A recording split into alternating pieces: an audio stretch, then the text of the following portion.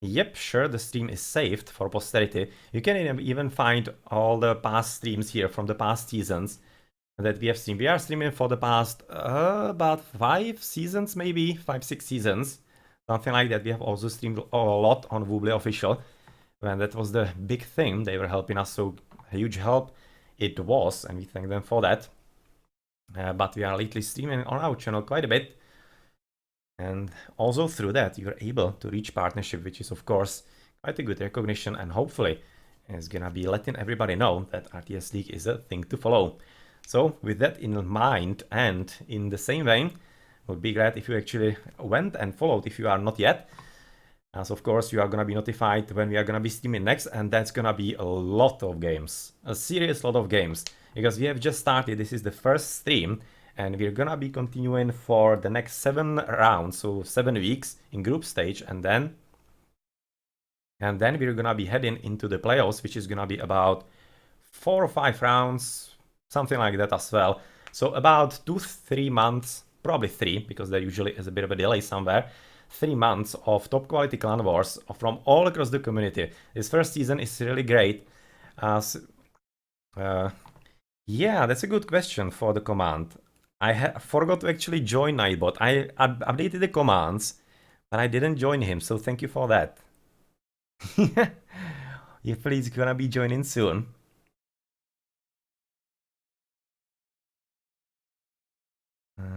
Let's see. Ah, now he's there. Okay, so sorry about that.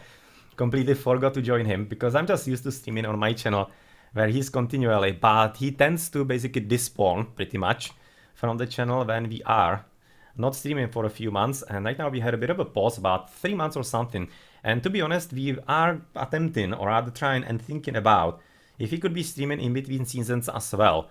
But we are probably gonna be attempting to do that by hosting other events open for the community, and basically in similar vein to what we are doing with RTS League, players first and everything like that. So it's gonna be depending, of course, on the support that we receive. As of course, yeah, having some prize money is usually nice, but as you can see, we don't need it for RTS League, for the Clan League. As we are running from 2001, and we are right now having 38 teams from 34 clans from all across the community, from basically all across the scale of the skills. As we are having, for example, reformed coaches, BZK, so basically all the top Brazilians are gonna be playing in RTS League. There's also a pretty good chance that Nikov is gonna be playing again with FedEx for Gaucho, even though it's not entirely ensured this way in this season. And really, that's just quite a high level this time around. But it also doesn't mean that the other clans, like for example Selección Uruguay, would be any kind of pushovers. Really not. You could have seen that basically the division between a good clan and a very good clan is kind of not that huge, and it basically falls to like losing a villager here and there. And if you do prepare your home map, you definitely can surprise even top players, and it's happening regularly every season in RTS League. You already see surprises like that.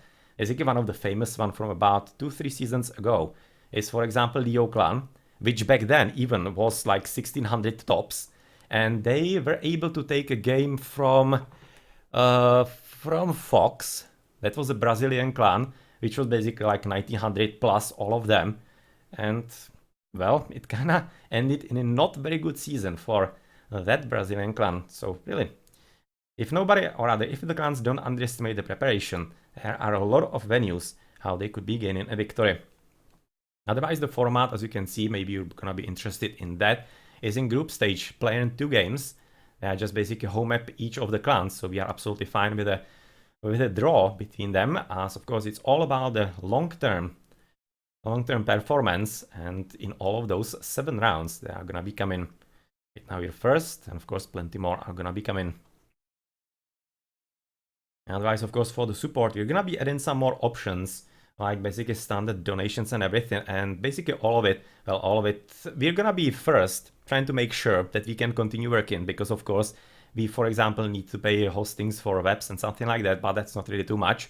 So vast majority of any donations or subscriptions or anything like that will be just going towards more events that we could be hosting for you in the vein of RTS League, as I said. So yeah, that's basically where potentially your support would be going. And we're gonna be adding like some normal donations, maybe even Patreon, something like that, if, for example, giving money to Twitch doesn't suit you. But yeah, as we are partnered, you can cheer here, you can subscribe, you can do whatever you want. And we're gonna be trying to make sure that you're gonna be getting your money's worth for that. So far, we are also thinking about potential new emoticons. We don't have too many of them because we don't have subs, so as maybe you can also notice somewhere. But let's go into the game. I need to find my correct window.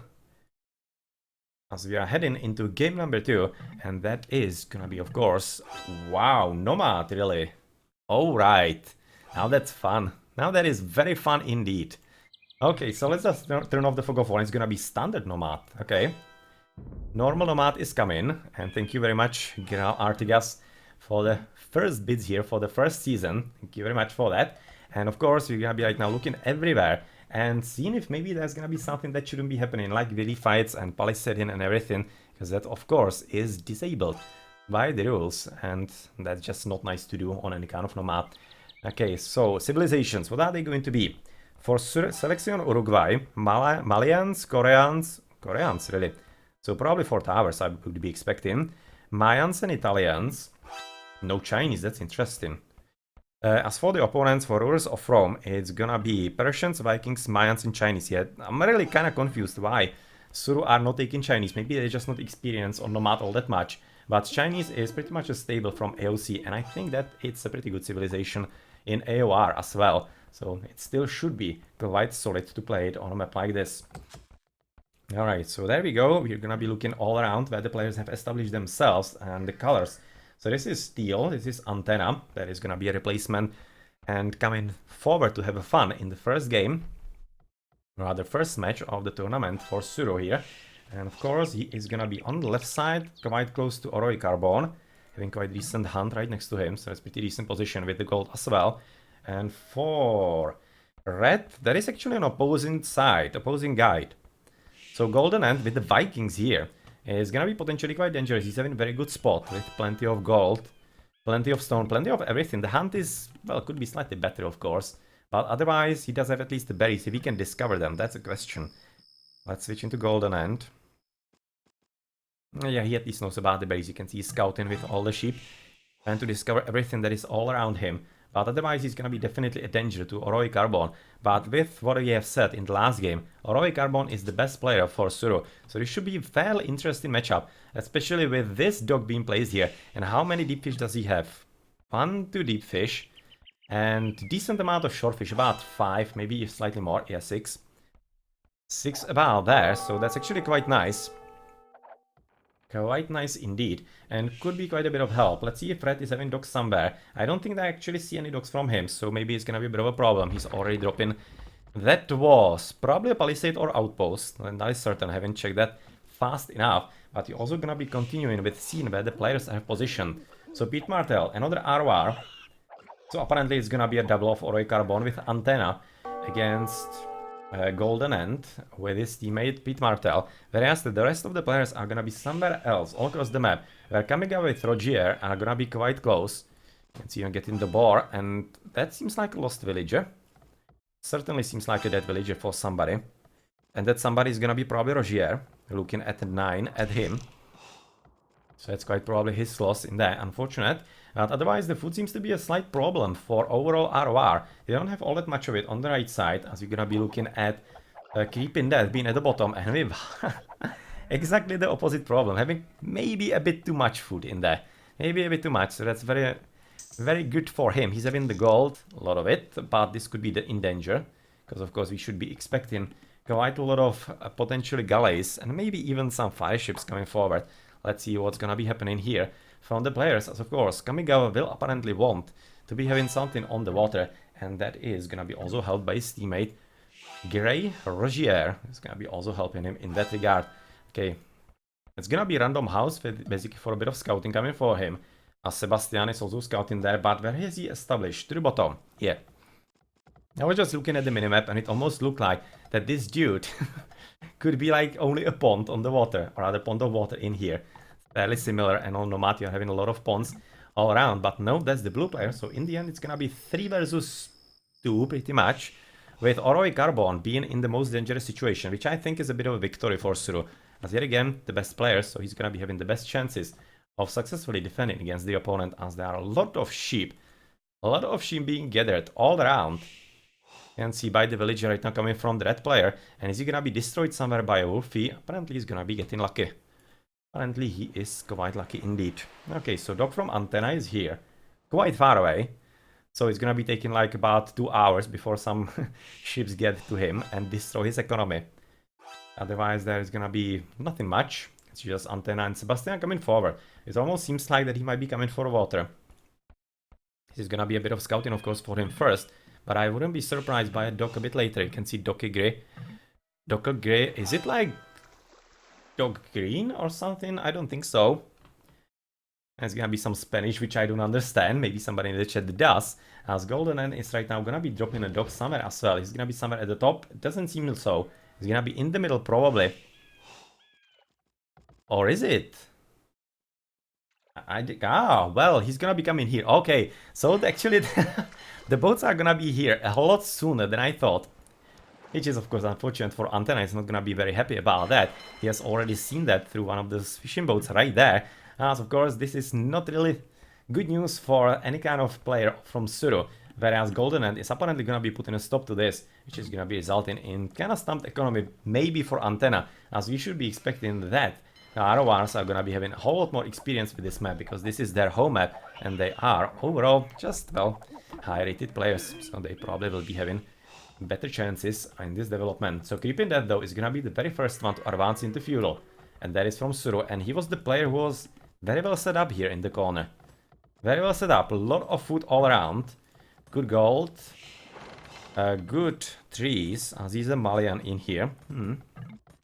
Advancing at 90 villages. You can see that GoldenEnd is still at 19 as well, though he is not advancing, curiously enough. So he's gonna be falling back, and maybe Creeping Death could be doing something significant. But problem for him definitely will be that he is against 2 opponents. You can see Rogier with Kamigama are gonna be both against him, and they are really kind of having good economy at this point. At 25, both of them, though they are not advancing. So maybe this fast advance, if it's used properly, like I don't expect he's gonna be definitely trashing or something like that, especially since he's not getting any stone that I could be at least seeing. Well, he doesn't even have, oh, there is a stone. Okay, on the right side. But still, he could be quite annoying, as you might be expecting him switching into a few scouts or something like that, maybe even some archers, whatever he deems necessary for this position, and could be really quite good.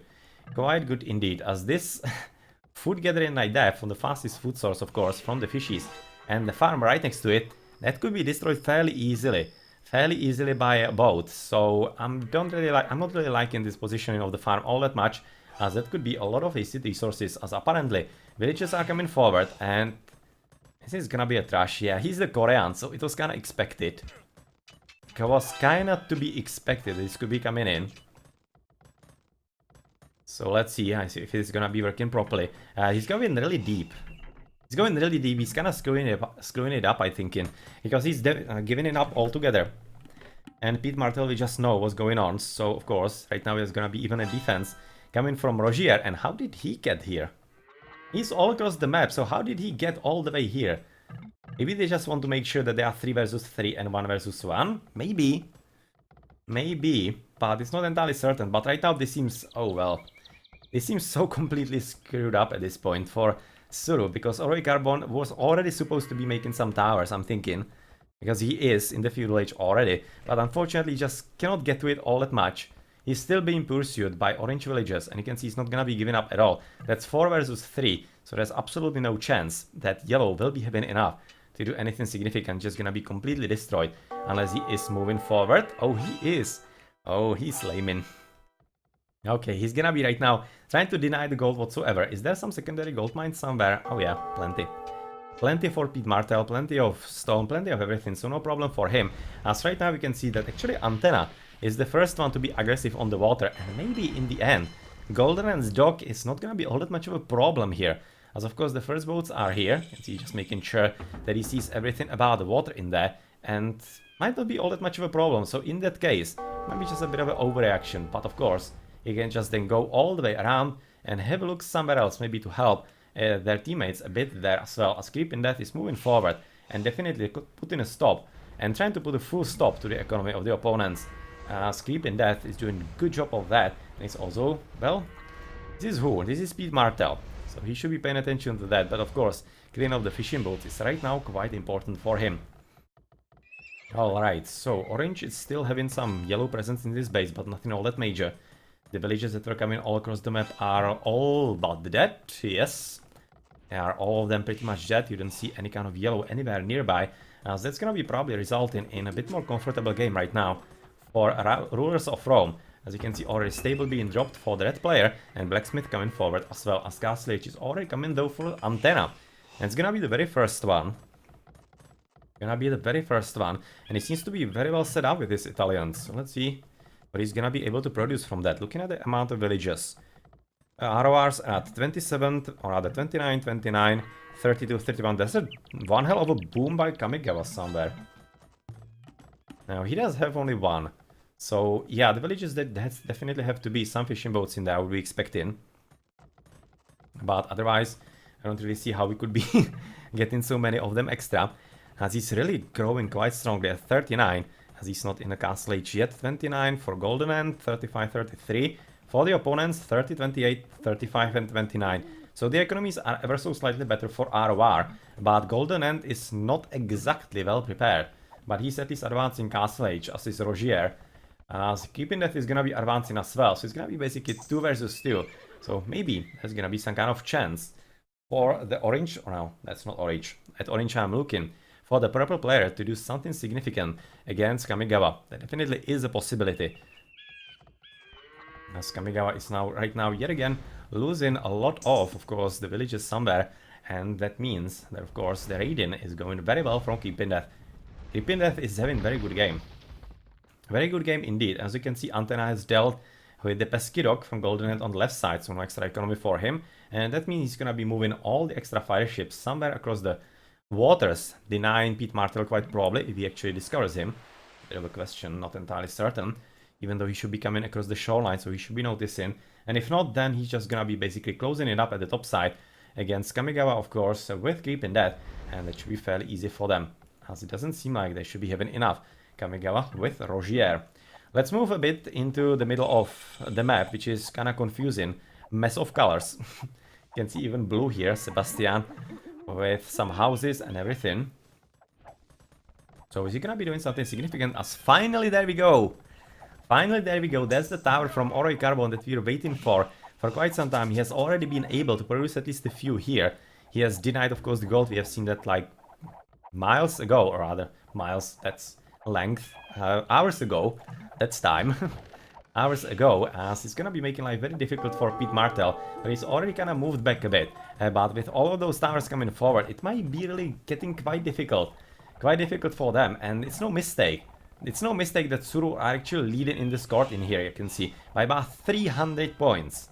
About 300 points, they're really playing very well. Very well indeed, and it makes me think that maybe this just might be a home map for SURU, maybe in the end. It should have been in the first game, but maybe they just switch it around. It doesn't matter really if they agree on it. There's no problem in switching the order, of course. But maybe right now RoR are not all that happy about it. But of course there was a GoldenEnd tower, which is gonna be destroyed, seems like, by all of those horses from Antina. And well, those villagers, they are just next in line. They will have very long way to retreat through the town center. So I don't expect that too many of those are gonna be surviving. Even though there is at least a bit of help from the red player, but yeah, he should be noticing.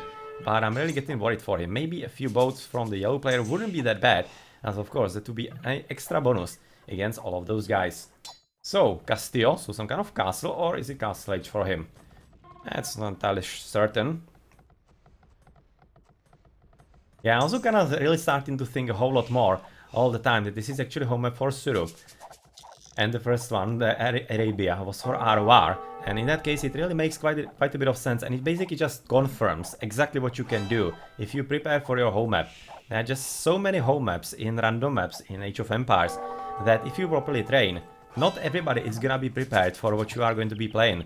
So yep, only the very best players and most experienced players are able to play anything. But for basically clan like RoR that is mostly known for arena. And they have, at least in the past season, learned to play Arabia quite competently in even some other games. It is not really out of the question to surprise them like this, and Castillo was meant to be in the castle here. And of course there is gonna be quite a bit of a problem for the red player, as GoldenEnd's horses are gonna be getting destroyed. So are kinda though the plumed archers by the horses in the meantime. So that kinda has to be said. Okay, so that is gonna be of course quite a heavy defense. GoldenEnd is in pretty tough situation at 31 villages. You can see 36 for Kamigawa, so right now he's under attack by Antenna, still by the horses on the left side, as Antenna is at 42, with Sebastian at 38, and of course Oroicarbo at 44, the same as Creeping Death, and the best players for RoR. Rogier is at 49, because he's kinda hidden behind Kamigawa in there, and Pete Martel is at 41, but Pete Martel is having also quite a hard time, of course, with all of the towers, as right now he is counter-tower rushing, or, well, at 26 minutes it's not really a rush, is it? So he's basically right now defending with towers, let's name it properly. And of course he does have plenty of stone, but what is it gonna be doing to him if he doesn't have any gold whatsoever? Because he doesn't. He doesn't have any gold whatsoever.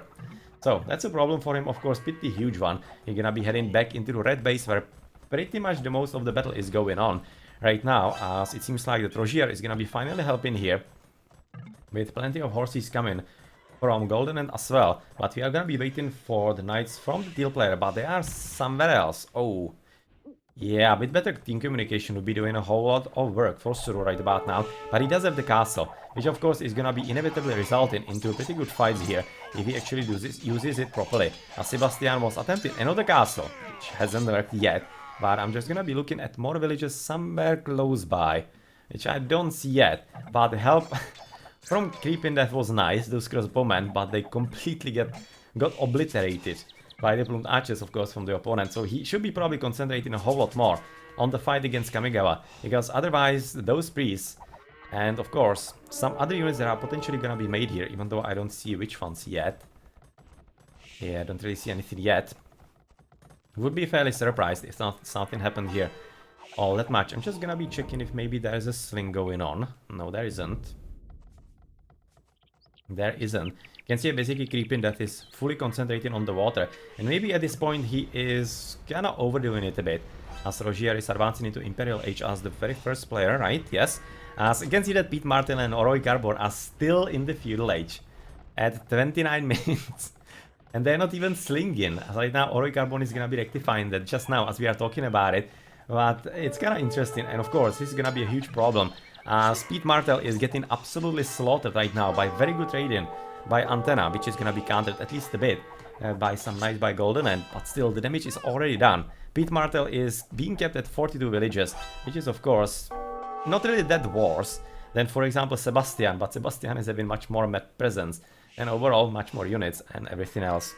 So yeah, cannot really compare those 40 villages against those other 40 villages, to be honest at this point. So very well played. So far by SURUs, they are having a very good game on their hands, as there's gonna be University coming for Oroicarbo to get some important upgrades for himself, as otherwise he is still controlling the left side quite well.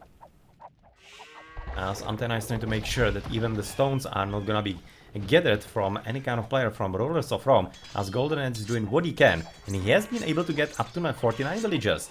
But much more importantly, this is a real danger for SURUs right now.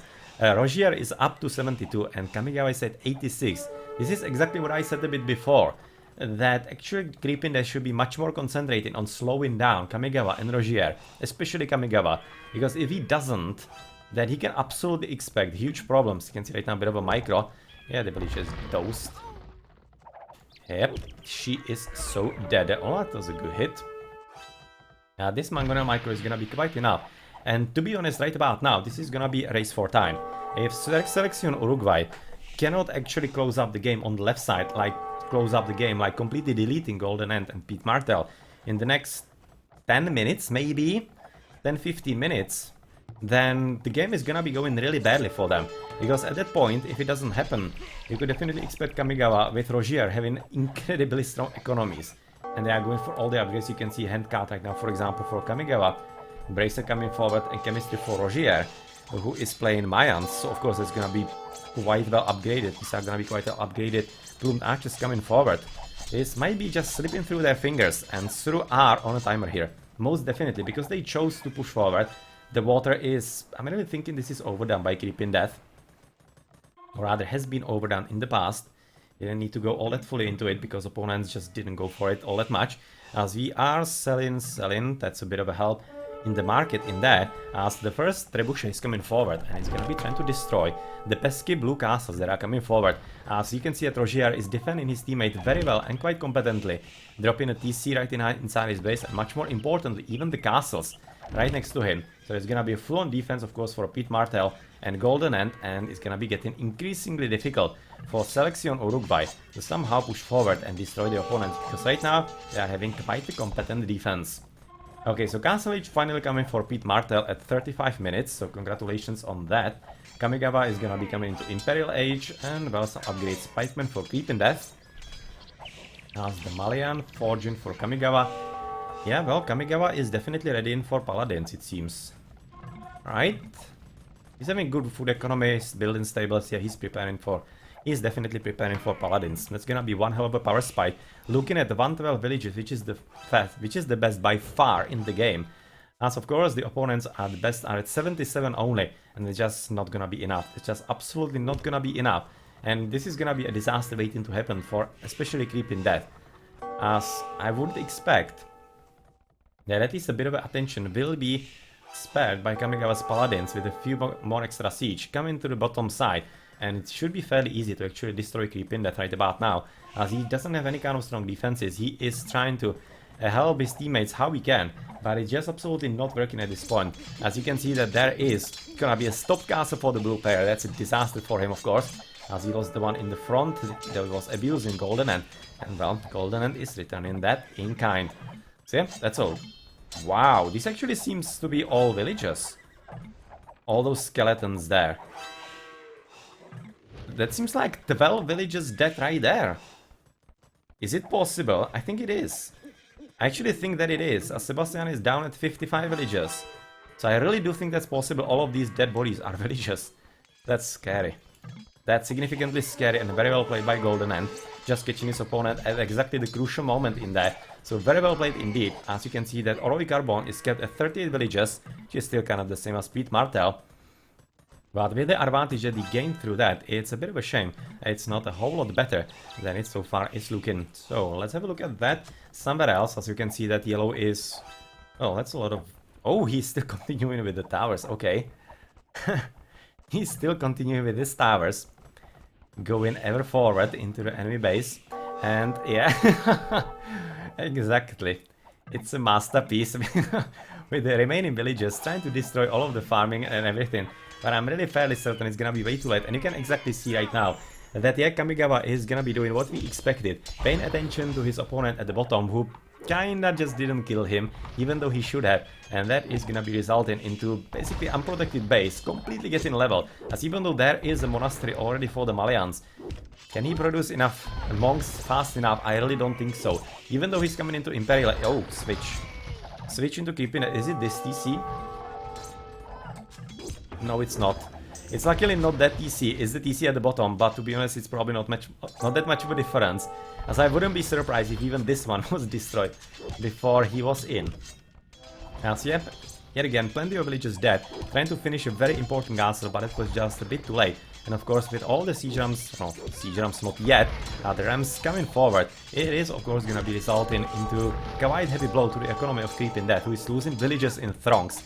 Right now dropping about 20 of them. 20 of them. And yeah, it seems like that they are right now realizing that the game somehow trickled through their fingers, or it's not really that much of a surprise. We basically nicked it during the production of the game. On the left they did incredibly well. They put GoldenEnd and Pete Martel out of the game. But what Creeping Death should have done was attacking the green player and basically not allowing him to boom. That's all he needed to do, slow his boom pretty much. If he did that, then he wouldn't be facing this situation. And the left would be kind of the same, it wouldn't be all that much of a problem. He was just a bit more interested in the water than he should have. And that is unlucky, as you can see that even the Imperial is not gonna be coming. But 89%, as we expected, yep. Even this is not gonna be coming for him, so GG is being called. And after very good game in the premiere match of the first season in Rise of the Rajas Clan League, hosted by RTS League, which is also the answer to Chaos in the chat. So yeah, this is the first match, second game of it. This was a very good game. Very good game between third seeded in the group and last seeded in the group. So basically this tells you what you can expect in the other matches. Matches of this quality and even higher, and much higher indeed, because there are really plenty of players that are waiting to just get into fights, and there are gonna be plenty of them. For example, we are gonna be having streams tomorrow. There are a few matches, and over the weekend there should be even plenty more. Just follow us on Facebook and Twitter, and you're gonna be learning in time when we are gonna be streaming next, and probably we'll be putting it also at AoE Zone. So well played. Let's check into the post game. Right now, I won't be forgetting that I mustn't click the exit there. It's not the same as AOC. So here we go. Kamigawa high score with Rogia the same. But I really have to say that SURU's, the first half of the game was incredible by them, and keeping that was playing really well. But then, the crucial moment just didn't happen. And the boom by Kamigawa and Rogia just decided everything. But well, that was also kind of speaking to the mental strength of RoR, that they didn't give up, even though I'm pretty certain that Pete Martell and even GoldenEnd were all kind of tilted for a moment there. But their allies told them, we're booming fine, we're not being attacked. So boom will prevail, and it did. And it did. And Chaos, the first map was Arabia.